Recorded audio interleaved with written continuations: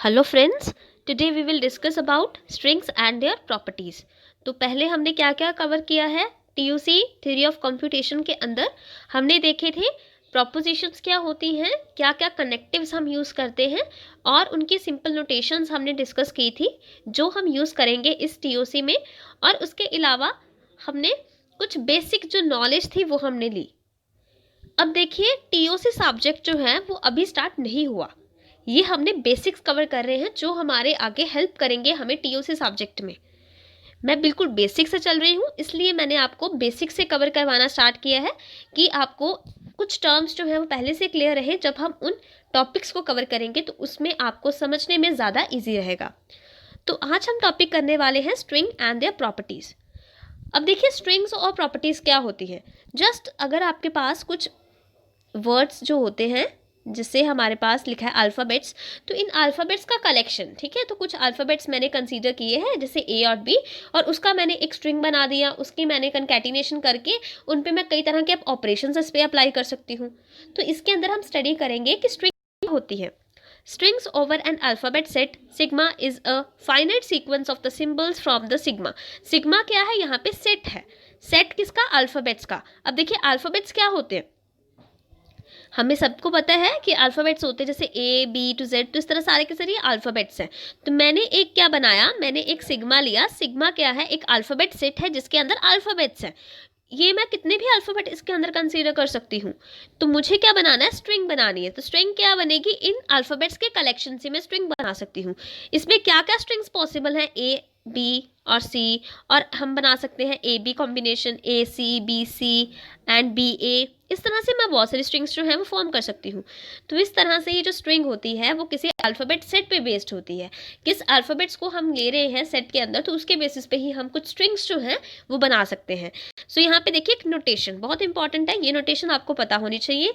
Sigma star, sigma star के अंदर मैंने आपको पहले भी बताया था जब हम नोटेशन में कवर कर रहे थे कि स्टार रिप्रेजेंट करता है कि उसके अंदर एम्प्टी स्ट्रिंग भी इंक्लूड रहेगी।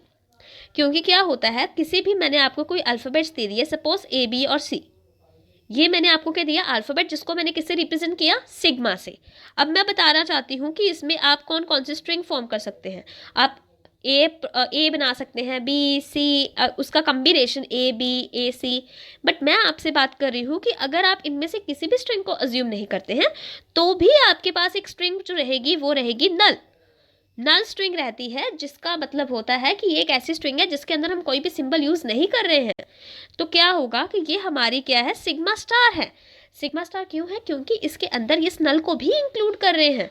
इस नल को इंक्लूड कर रहे हैं एज वेल एज जितने भी कम्बिनेशंस फॉर्म हो सकते हैं उस सेट के अंदर, जितने अल्फ़ाबेट्स हैं वो भी हम कंसीडर करके चल रहे हैं।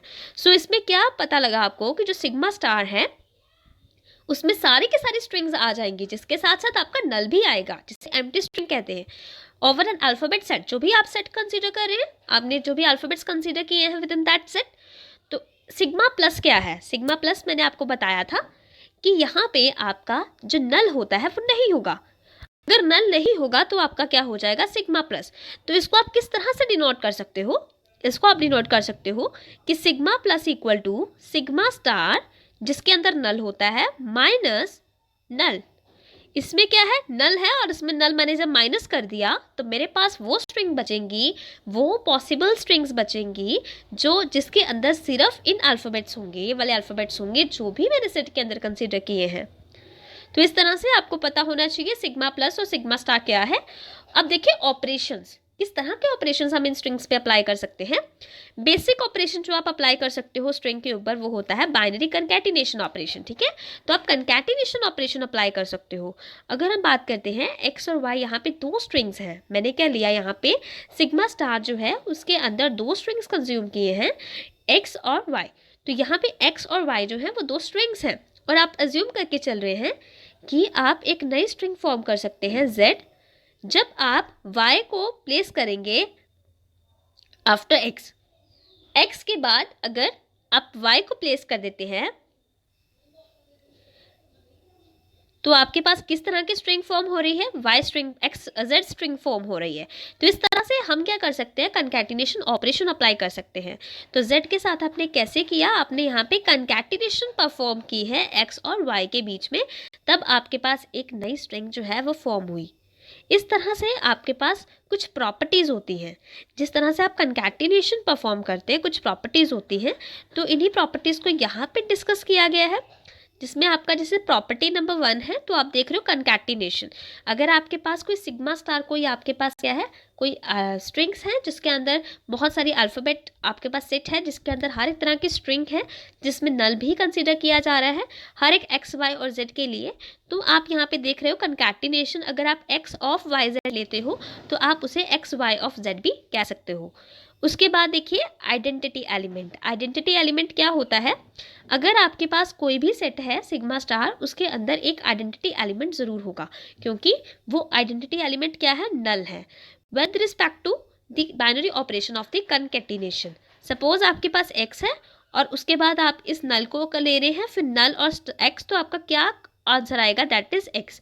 कि आप अगर नल के साथ कंकैटिनेट कर रहे हैं एक्स को, तो आपका आंसर फिर भी एक्स ही रहेगा। तो इस तरह से आप ले रहे हैं। और उसके बाद है कि sigma star has left and the right cancellation. तो इसके अंदर राइट और लेफ्ट कैंसलेशन होती है।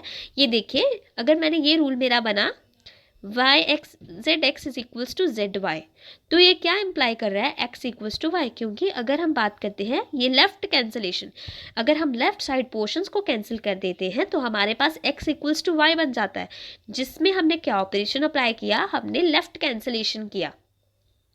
और अगर मैं इस तरह से आपके पास एक एग्जाम्पल लेती हूँ, तो आप देख सकते हो कि अगर मैं जेड जेड को कैंसिल कर देती हूँ और ये दोनों राइट पोजीशंस पे हैं, देन मैं इसे राइट कैंसलेशन कहूँगी।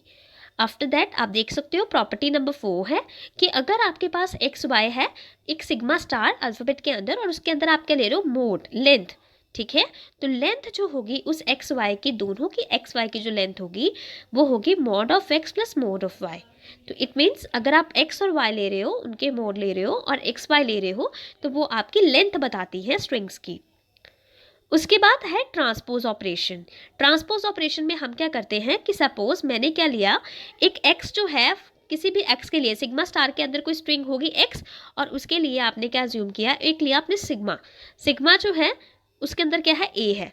तो क्या होगा, अगर आप एक्स ए का जो ट्रांसपोज लोगे तो वो किसके इक्वल हो जाएगा, A X raise to power T.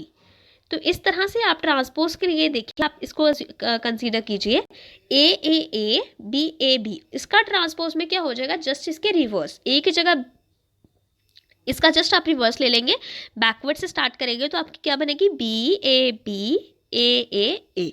तो इस तरह से आपका ट्रांसपोज ऑपरेशन अप्लाई होता है ऑन द स्ट्रिंग्स। और उसके बाद क्या है, पैलिंड्रोम, बहुत इंपॉर्टेंट है। पैलिंड्रोम्स आगे आने वाले वीडियोस में हम देखेंगे।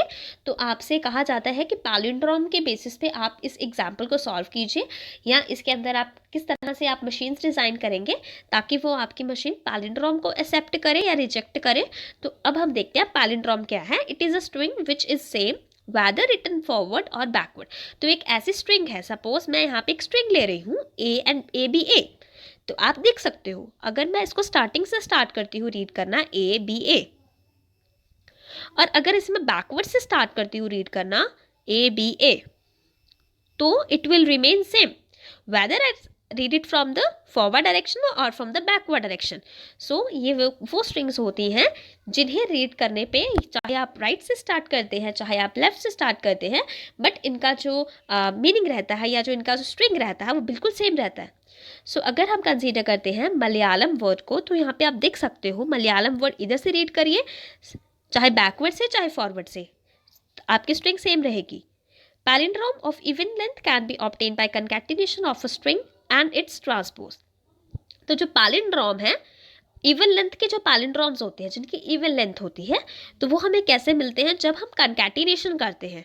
जब सपोज मैंने किसी एक स्ट्रिंग ले ली है ए बी, कंकैटिनेशन किया इसको मैंने किसके साथ, मैंने इसको इसके साथ कंकैटिनेशन किया ट्रांसपोज के साथ। ट्रांसपोज क्या होता है, जस्ट इसका रिवर्स इस तरह से, तो बी ए। तो इस तरह से जब आप किसी चीज़ को कंकैटिनेशन करते हैं, एक स्ट्रिंग को जब आप उसके ट्रांसपोज के साथ कंकैटिनेशन करेंगे, तो आपके पास किस तरह की स्ट्रिंग फॉर्म होती है, आपके पास पैलिंड्रोम्स फॉर्म होते हैं।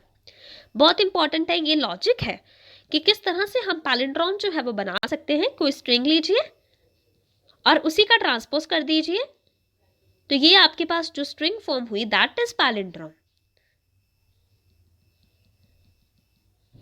ओके, आफ्टर दैट आप देखिए यहाँ पे प्रीफिक्स और सफिक्स दिए होते हैं। अब सभी को पता होगा प्रीफिक्स क्या होते हैं, सफिक्स क्या होते हैं। तो कोई भी प्रीफिक्स जो है स्ट्रिंग के अंदर एक ऐसी सबस्ट्रिंग रहती है जो लीड करती है। सपोज मैंने यहाँ पे ए बी लिया और जो इसमें क्या है प्रीफिक्स क्या रहेगा, ए रहेगा। अगर इससे पहले नल रहेगा तो इस तरह से प्रीफिक्सेस रहते हैं। इसके लिए बी के लिए प्रीफिक्स क्या है, ए, और ए के लिए प्रीफिक्स क्या है, नल। तो इस तरह से इससे पहले जो भी सिंबल होंगे वो उसके प्रीफिक्स हो जाते हैं। उसके बाद देखिए सफिक्स क्या होते हैं। सपोज मैंने ये ले लिया ए बी सी और ए बी का सफिक्स क्या है, जो इसके पीछे आ रहा है, जो भी इसके पीछे आ रहे हैं ट्रेलिंग सिंबल्स होते हैं। जैसे ए बी मैंने कंसीडर किया और इसका सफिक्स आ गया सी। तो इस तरह से आपको पता होना चाहिए प्रीफिक्स और सफिक्स के बारे में। तो ये बहुत इंपॉर्टेंट चीज़ थी जो मैंने आज आपसे डिस्कस कर ली है। सो अब हम आने वाली वीडियोस में आगे से स्टार्ट करेंगे ऑटोमेशन से। तो ये कुछ बेसिक कॉन्सेप्ट थे जो मैं चाहती थी कि आपको पहले क्लियर कर दूं। So thank you friends, if you like my video please like share and subscribe my channel. और अगर आपको ये मेरी वीडियो अच्छी लगी हो तो इसे प्लीज़ लाइक शेयर और सब्सक्राइब कीजिए, और इसे प्लीज़ सब्सक्राइब कर लीजिए ताकि आपको लेटेस्ट नोटिफिकेशंस मिलती रहे। Thank you.